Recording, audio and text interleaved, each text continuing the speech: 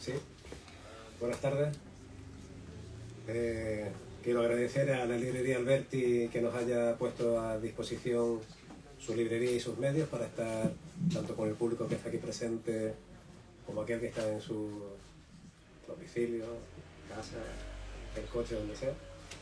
Y vamos a presentar el libro editado por la editorial Pretexto, con la compañía de Ernesto Pérez Zúñiga y mía, que soy Rafael Muñoz, que soy el autor. Y yo creo que voy a empezar a dejar hablar a Ernesto, que él es el que tiene que hacer la presentación, que yo aquí soy el convidado de piedra prácticamente. Bueno, buenas tardes. Rafael, cuando te estaba empezando, digo, bueno, pues genial, pues se presenta él mismo y me ahorra a mí el trabajo, lo cual es muy agradable. No, pero Bueno, buenas tardes a los presentes y a los que nos escuchan a través de estos medios digitales que nos llevan a lugares insospechados. Estamos aquí para presentar este libro de Rafael Muñoz Zayas, Técnicas avanzadas de escalada. Uno de sus libros de poesía que más me ha gustado. La verdad es que conozco su obra desde los comienzos. Es el poeta contemporáneo, más contemporáneo de mi vida, porque llevamos, conociéndonos, leyéndonos, incluso en aquella época escribiendo a cuatro manos desde 1987, ¿no? Por ahí, exacto, el 87, sí. Hace poco, de hecho, me encontré unos poemas fechados del 87, poemas tuyos que tengo en una carpeta llena de recuerdos. O sea que es un poeta que conozco muy, muy bien. Y he de decir una cosa que es absolutamente cierta. Desde que conocí a Rafael Muñoz Zayas y empecé a leer sus poemas con 16 años, 16, 17, he de decir que siempre he admirado en él lo mismo que admiro en este libro, ¿no? Que es una libertad compositiva tremenda, una inspiración realmente poderosa, muy conectada con las musas, que ahora le preguntaré de dónde. O sea, me gustaría que luego habláramos sobre esto, cómo escribe y cómo compone sus poemas. Y una imaginería realmente muy original, ¿no? Todos los poemas suyos están llenos de imágenes muy poderosas, con una enorme evocación que te lleva a lugares muy extraños a veces, a mitologías contemporáneas que pueden tener que ver con la guerra. Estoy pensando en uno de sus primeros libros, se llamaba Canto del Mal Soldado. O pueden tener que ver con los indios del lejano oeste. Aquí hay un poema que habla de esto, o con Japón, o con Finlandia, o con con el espacio, con los astronautas. Su último libro, también publicado en Pretexto, tiene este título que, para decirlo bien, que no se me olvide. Dilo tú, Rafa. los astronautas que de no me ponga verdad las gafas. no regresan a casa. Exacto. Yo me sabía lo de los astronautas, pero se me olvidaba lo de verdad. Bueno, que es un libro estupendo también. Técnica avanzada de escalada, yo creo que es uno de sus mejores libros. Es un libro muy concentrado. Es un libro, un poemario de amor, básicamente, creo. Un precioso libro de amor que tiene algunos poemas realmente muy hermosos, ¿no? en este sentido. Tiene, por ejemplo, este poema que luego le pediré que lea, ¿no? Pero que tiene que ver con el título de este libro, mas si quieres conocer los secretos de estas técnicas avanzadas de escalada, busca a quien te ame, ascended juntos, porque solo entre dos se conocen los secretos que te pueden salvar la vida. La poesía de Rafael yo la conozco, ya digo, desde una etapa que podemos decir de eso, años 87, pero él viene publicando con cierta regularidad, porque es un poeta que elige muy bien lo que publica. Desde el año 2000, podemos decir, desde este Canto del Mal Soldado. En 2006 publicó una novela también llamada Malestar. Rafael es un narrador, ahora está terminando una novela, yo he tenido la suerte de leer ya un borrador. Es un narrador muy bueno, pero es verdad que es de esos autores que publica poco porque tira mucho. Ya digo, yo tengo poemas suyos del año 87 que jamás ha publicado, pero también tengo borradores suyos de un montón de libros, porque Rafa y yo nos leemos, o sea, nos entregamos los manuscritos, nos leemos desde esa época, ¿no? Hemos estado leyéndonos siempre desde el colegio, desde los campamentos de verano que nos dedicábamos por las noches a escribir y a leernos cuando ya todo el mundo estaba acostado ahí bajo la estrella y a beber ginebra, sí. Y a beber ginebra, aquella época, sí, vivíamos ginebra. Pero también lo hemos hecho en la etapa granadina, cuando compartimos esa ciudad y cuando también hemos estado... Tú vives en Málaga y bueno, yo tuve una época en que también estaba por allá y compartíamos aquellos ambientes, ¿no? de la poesía de 20 años, ¿no? Que era una poesía que quería ser, bueno, digamos, más libre que la norma, o menos convencional que lo que se estaba entonces escribiendo y publicando, y que trataba de ser muy libre, ¿no? Entonces esa libertad está en la poesía de Rafael Muñoz Zayas, ¿no? Es algo que él jamás ha perdido. O sea, nunca ha tenido tentaciones retóricas o de adaptativas, ¿no? De adaptarse a, no sé, a ninguna moda, ¿no? Él tiene una tradición que ahora él nos puede hablar de ella, pero tiene una enorme coherencia con su obra poética. Y de hecho tiene una voz propia desde los 16, 17 años. Era ya un poeta con una voz propia que además ha evolucionado muchísimo, pero en esos poemas que lees con los 16 años o poder leer ahora se identifica esa autenticidad, esa voz, ¿no? Entonces, a mí me da una enorme alegría que bueno, pues que esté publicando ahora con mayor regularidad, porque como lo conozco bien sé que tiene muchos libros que no ha querido publicar, ¿no? en todos estos años, tanto de poesía como de prosa, de novela, más de poesía porque es lo que él más escribe. Entonces sus poemarios son especialmente reconcentrados, son especialmente elegidos, son especialmente condensados, y eso es una cosa que se puede comprobar en su poesía, ¿no? Son poemas muy depurados, yo diría que muy inspirados, pero luego muy pensados, muy corregidos en el sentido de limados, ¿no? Están muy integrados. Los libros son muy coherentes entre sí, o sea, son cerrados, se leen como parte de un mismo mundo, de un mismo espíritu. Y luego tiene una música que es muy propia. Hay una voz interna que se puede rastrear en toda la poesía de Rafael Muñoz Zayas, desde el principio hasta ahora. Hay una música que es suya, que da forma a un verso, muchas veces de tipo versicular, abierto, y que puede identificar perfectamente como suyo. Una música propia que puede identificar en cada en cada libro, ¿no? Muy coherente. Luego tiene una especie de técnica que yo creo que no te lo he dicho nunca, pero es como un maestro de la hipérbole poética.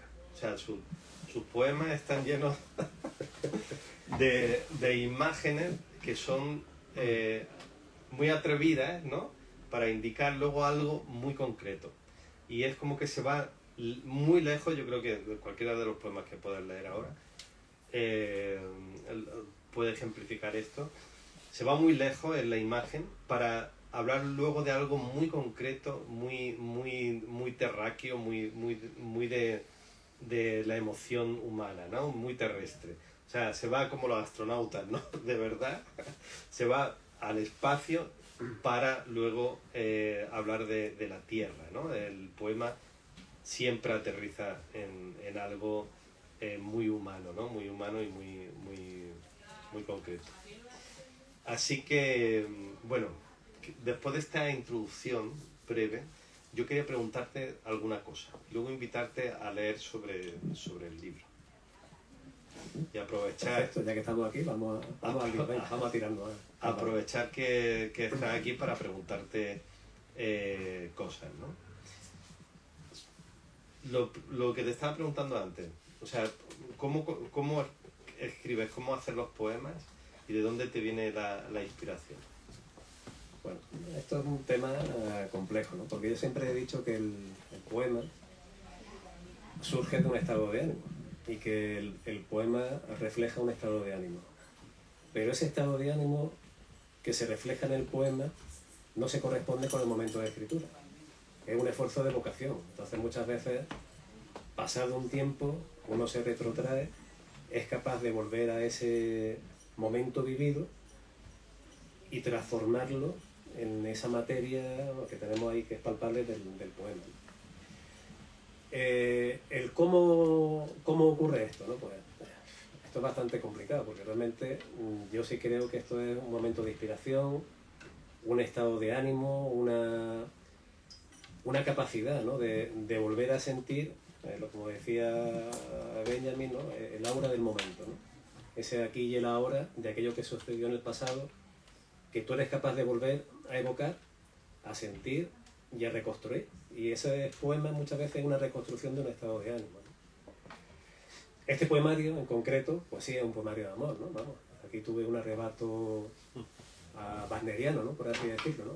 Wagner, este amor que tuvo con Cosima Liszt, si mal no recuerdo, cuando compuso su idilio de Sigfrido, ¿no? Que fue su obra mayor de madurez, ¿no? Que la compuso en el esfuerzo y en secreto con la idea de terminarla el día en el que se casó con ella, un 4 de diciembre, y que esperó el día de Navidad, que era el día del cumpleaños de Cosima, para mostrarle esa obra a su mujer de aquel momento, ¿no? Bueno, yo tuve un arrebato wagneriano porque yo estaba con una persona y quise escribir 38 poemas pensando en el momento en el que ella cumplió ese año, pero tuve un arrebato tan profundo y tan duradero que, bueno, que está durando hasta hoy, ¿no? Pero que en vez de querer escribir 38 poemas, escribí 5 veces 38 poemas y escribí 290 poemas, ¿no? Y esos 290 poemas, pues ha sufrido un proceso de depuración, efectivamente, de escanciamiento, ¿no? De ido separando el grano de la paja, muchas veces por no repetir o retirar motivos, ¿no? Dentro del tema del poemario. Y se ha quedado muy reducido, muy condensado en un libro con 7 partes que apenas son 25 poemas, ¿no? Algunos muy cortos, otros muy largos, ¿no? 21. 21 son. 21 contando los títulos, que son 7, ¿no? Que son prácticamente mini poemas, ¿no? Y así es como escribo realmente, ¿no? Por impulsos y sobre todo por evocaciones, ¿no? Ya tengo otro libro terminado, si lo publico, se publicará dentro de 4 o 5 años, ¿no? Y ya estoy pensando en lo que voy a escribir a continuación, ¿no?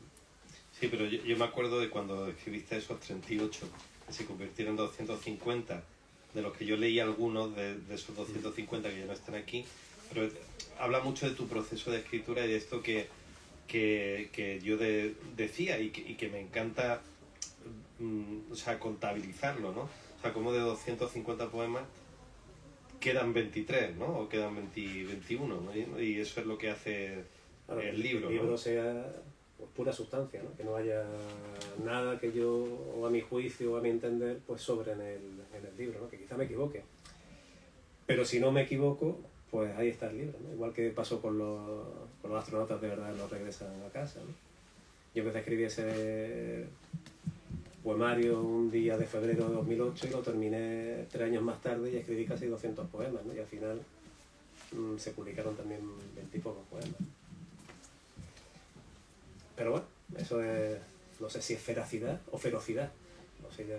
Bueno, es feracidad y ferocidad. Es feracidad primero y ferocidad en la reducción de la feracidad. ¿No? Que eso está muy bien. ¿Y por qué el título? Técnica avanzada de escalada.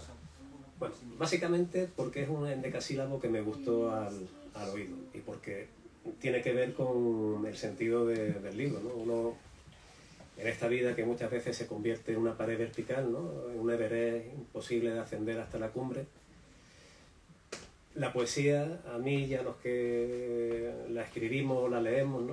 Pues nos sirve como un medio para llegar un poquito más arriba, no en el sentido material, sino en el sentido espiritual, ¿no? De reconstruirnos, de hacernos más fuertes, de superar nuestras dificultades. Y este poemario, que es un poemario de amor, habla de que con esa compañía que te otorga el otro, si se trabaja con cierto amor, pues se convierte en una forma de superar los problemas que te acompañan, ¿no? Básicamente, ¿no? Así que ese fragmentito que he leído, ¿no? Sí. Que es una idea muy bonita, ¿no? De que, digamos, el ser humano es mejor cuando es amado y es capaz de amar, ¿no? Y eso está... Sí, la soledad aporta poco al ser humano, ¿no? Eso es una realidad, ¿no? Aporta siempre la compañía de los otros, de tus amigos, de tu familia y sobre todo de las personas que te aman y a las que tú amas, ¿no? Bueno, sobre todo si eso te inspira un libro como este, ¿no? ¿Qué te parece eso que te he dicho de lo de la hipérbole? Que nunca lo hemos hablado. Pues sí tiene que ver. Yo creo que soy un poeta que peca formalmente de cierto gigantismo, ¿no?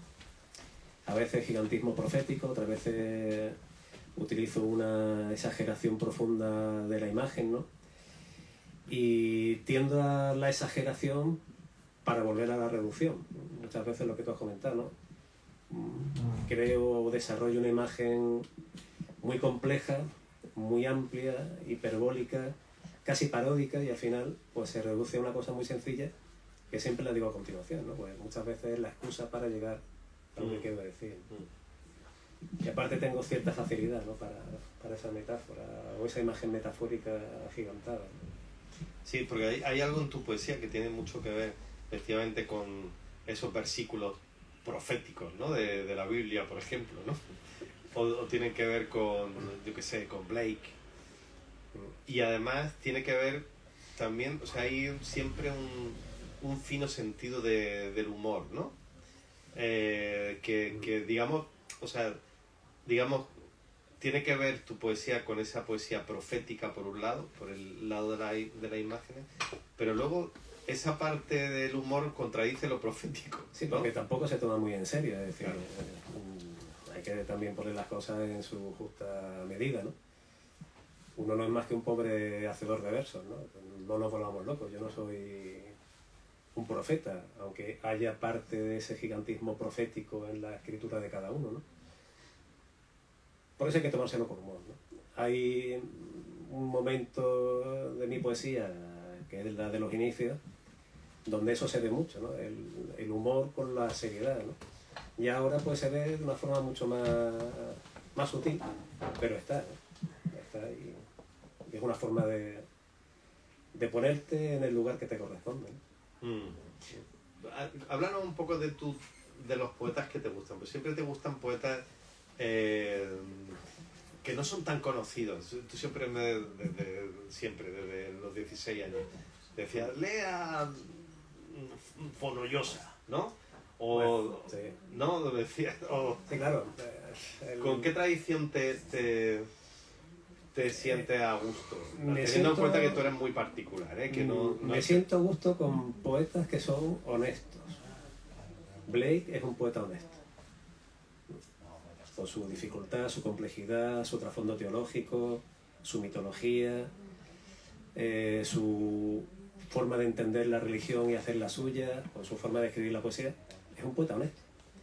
Fonollosa, por ejemplo, es otro poeta muy honesto, ¿no?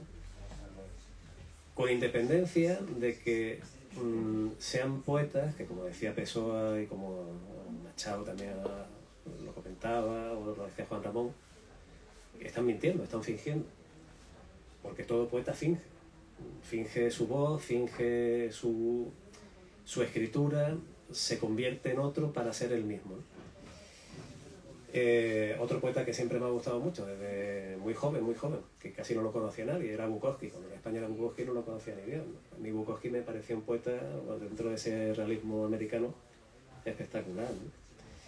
Y luego los poetas con los que nos hemos criado, o me crié yo desde chiquitillo, que no sé si eso era bueno o malo, ¿no? Que eran sobre todo los simbolistas franceses, Mallarmé, Baudelaire, Rimbaud, ¿no? Que una poesía compleja, honesta, bien escrita, y que ha dejado pues finalmente pues su huella, ¿no? Por decir algunos, ¿no? Estoy pensando en Vallejo, otro poeta que es espectacular, ¿no? Algunos poemas de Neruda, la forma de escribir de Octavio Paz, es decir, podemos estar aquí un rato dándole vueltas tanto a poetas raros como no raros, ¿no? Pero no leídos, ¿no? Porque en el fondo muchos de esos poetas se quedan los lectores prácticamente en lo conocido o en la anécdota. Y ya para terminar, Juan Larrea es un poeta que a mí me pareció siempre espectacular, ¿no? Tanto como poeta y como ensayista, ¿no? Sí, los ensayos sobre el Machu Picchu son increíbles. Que no para de meterse con Neruda, claro, todo el tiempo. Ese libro es un ataque contra Neruda. Un ataque, sí, pero es un poeta muy interesante. Hay una de las cosas que has dicho, o sea, cogiendo la tradición esta de Pessoa, ¿no? Del poeta un fingidor, etcétera. Hay una postura que a mí me gusta más, que es la que sostiene Valle Inclán en La lámpara maravillosa, y es que la realidad es una ficción. Bueno, esto es muy calderoniano, ¿no? Es la vida en sueño, etcétera. Y entonces, la única manera en que el poeta puede apresar la realidad es precisamente porque la realidad es incognoscible, porque nuestros sentidos son fuentes de error, dice Valle Inclán, siguiendo varias tradiciones espirituales y filosóficas, ¿no? Y como son fuentes de error, la única manera de apresar la realidad es precisamente en el milagro musical de un poema, ¿no? Al estilo de García, por ejemplo, Verlaine, o trata de hacer el mismo con su escritura. Me gusta más esa idea de la realidad de ficción y por tanto lo único real es lo que se escribe, porque al final y al cabo es lo que queda del ser humano. Queda aquí, ¿no? Queda escrito, y es la realidad más cognoscible y donde está más el alma humana, ¿no? Es un tema complejo, ¿no? Sobre qué es lo real, qué es la realidad, quién es el yo que escribe y quién es el yo ¿no? Vamos, el tema de los contrarios, del otro, ¿no? Pero es solo porque lo has dicho, ¿eh? Si no, no nos podemos hablar de esto. Si te parece, podrías leer unos poemas, ¿no? Sí, no, pero no aburrir al personal, porque sí, tampoco vamos a... Déjame tu relillo, eso sí. Importa, ¿no? Voy a leer de entrada 3 poemas que son un poco minimalistas, por lo cortos. Y porque me gustan también. Hay que ver que es curioso que después de tantas vueltas que le da uno a un poemario, que se queda en una cosita tan reducida, uno tenga sus favoritos. Es decir, qué mal padre. Eso es así. Bueno, voy a leer un poema que se titula Historia del descubrimiento.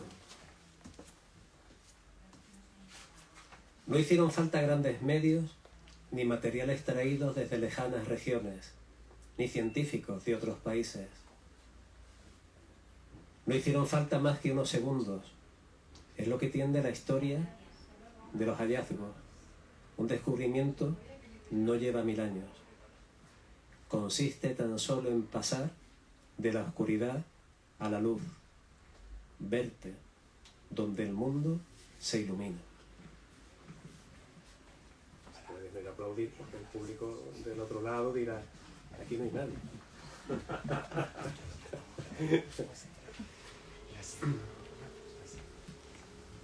Y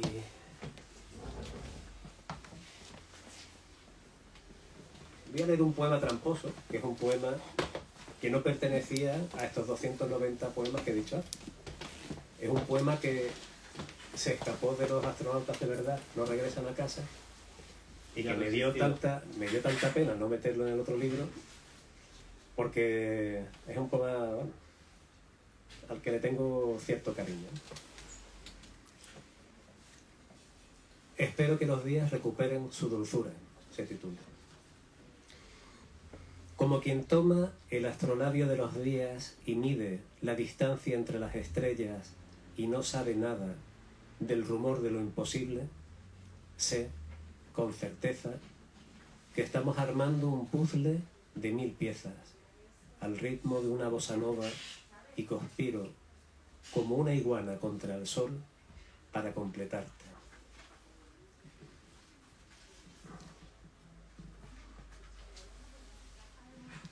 El de técnica lo vamos a dejar para el último. Sí. Del de los Sioux, que me encanta. Ah, el de los Sioux. Bueno. Gran River, ¿no? Sí, bueno, este es un poema de los que le gusta a Ernesto, que son más versicular, ¿no? Más largo, ¿no? Y se titula Gran River.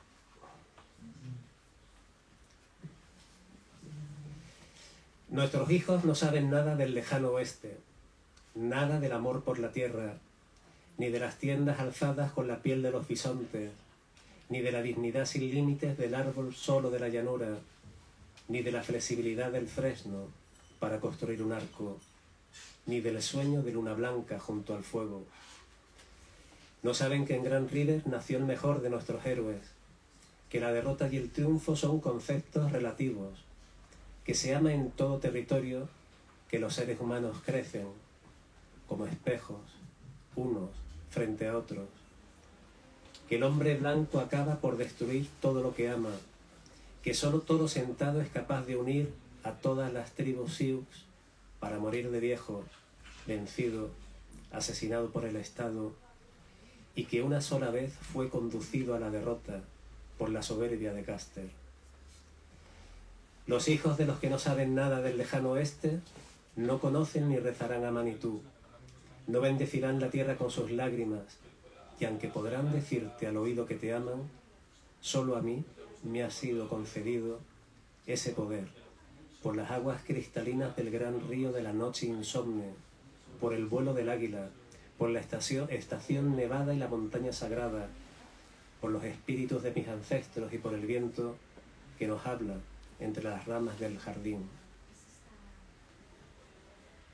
Espero que desde su reino el gran toro sentado nos bendiga, y sus hijos y los hijos de sus hijos y los hijos de los hijos de sus hijos sepan de su memoria, mientras preparo una tienda con pieles de bisonte y conjuro al fuego y enciendo tu vida con mi vida. Y ya para terminar... No, lee el de la gran ola del Tinagua también. También, pero vamos, esto es peticiones. Hombre, claro. En la presentación del libro es cuando se oye al poeta, porque luego uno lee en su casa, pero está bien. Hemos estado esta mañana con Ryukichi. Ryukichi Terao, gran traductor. Sí, que el tío se lo ha leído el poema, le ha gustado. ¿Ah, sí? Sí. Ryukichi, ahora que lo han nombrado, es uno de los grandes traductores de literatura hispanoamericana al japonés. Bueno, que... Ernesto. Sí. Ahí. Ah, vale. pues voy a leer La gran ola de Kawanagua. Mientras te observo, pienso en que estamos los dos en el mismo instante en el que la ola se avecina y que la gran ola pasará. Alcanzaremos la orilla. Llegaremos mojados. Tendremos el cabello suelto, los ojos rojos, y entre los restos del naufragio nadaremos juntos. Habrá algas y cangrejos caminando cuando tendidos en la arena de la playa, exhaustos, nos hayamos salvado y tendremos el rostro quemado por la sal. Te alcanzaré con las manos. Te llevaré en brazos hasta casa. Cantaremos a nuestros hijos la historia de la gran ola. Cronistas de aquellos miedos, les sonreiremos. Y ahora sí voy a terminar. Vamos a intentar terminar el poema. La verdad es que si tenéis ocasión, el librillo está bien, ¿no? Está mal que yo lo diga, pero...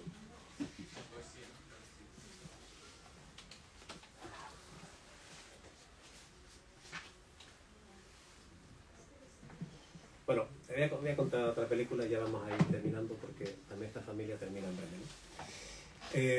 Hemos aparcado el coche de Ernesto en la puerta de la casa donde vivía su abuelo.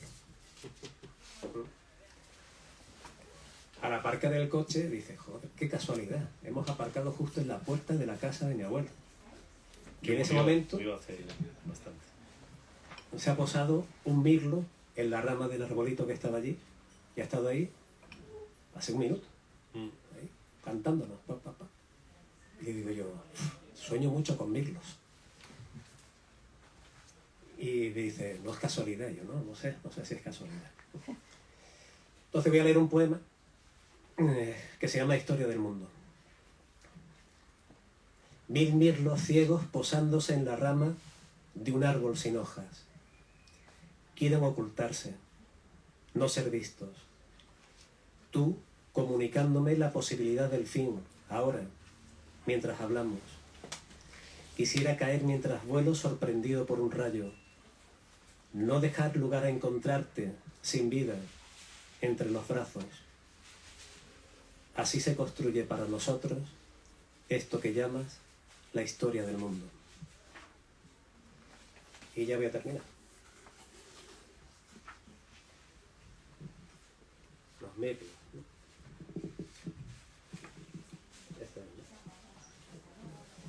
Y voy a leer el último poema, que es Ascender por el acantilado, que es de donde se toma el título del libro. Una pared vertical sin apenas fisuras, casi lisa. Imposible encontrar sobre la roca huellas de otra escalada. No sabes a quién corresponde esta cicatriz, pero sirve su apoyo.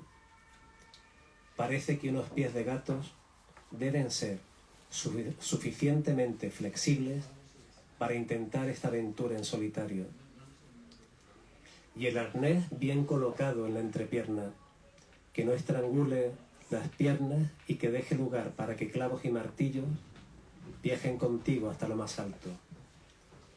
No importa caminar solo.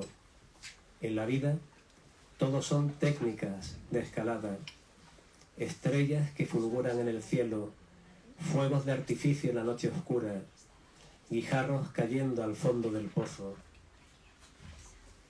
Mas, si quieres conocer los secretos de estas técnicas avanzadas de escalada, busca a quien te ame, ascended juntos, que solo entre dos se conocen los secretos que te pueden salvar la vida.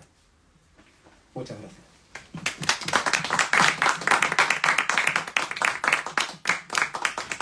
Si alguien quiere decir algo, participar algo, pues estamos a tiempo y si no, pues cerramos el acto.